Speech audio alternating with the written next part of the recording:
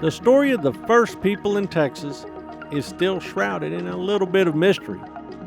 They lived way back in the period known as the Paleolithic Age, which simply means Old Stone Age, and refers to the time when ancient humans first created tools out of rock. The earliest Indians, or people indigenous to this region, lived during this period, and anthropologists call them Paleo-Indians. All of this is important because since these people left no written records, a lot of what we know about them is from the stone tools they left behind.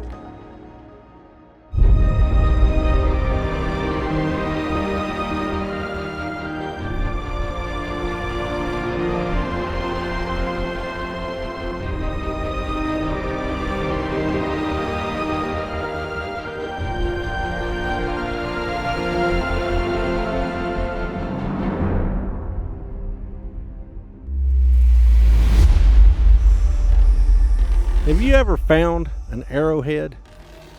Well, chances are it wasn't the tip of an arrow. The larger the piece, the more likely it was on the tip of a spear of some kind. Have you ever seen a flint scraper? A flint knife? All these items are best described as lithics, or stone that has been modified by chipping. This process is called knapping.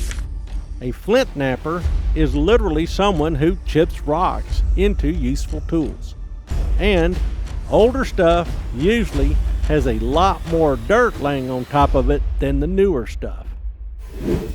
How these people made their tools and what they looked like also help us figure out if people might have been related to each other, either as a family, a community, or as trade partners.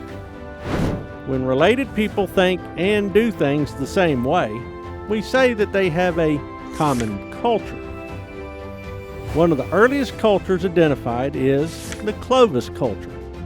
It was named for a discovery near Clovis, New Mexico, and is characterized by a particular style of spear point those people made. These early inhabitants of this region were highly mobile hunters and gatherers who hunted the larger creatures of the Pleistocene age. For many years, scholars believe Clovis people were the first humans to walk the prairies and forests of what one day would become Texas. However, the longer people look, the more they find. Recently, evidence turned up demonstrating that there might be even older populations of early Texans based on discoveries such as the Galt site near Florence, Texas, in Williamson County. The inhabitants of the Galt site lived about 20,000 years ago. Clearly, early people liked living in this part of what would become Texas. Game, water, and good rock for making tools abounded. The Buttermilk Creek complex of sites lies just 250 yards away from Galt and just inside Bell County. Evidence discovered here shows people living in the region about 15,000 years ago.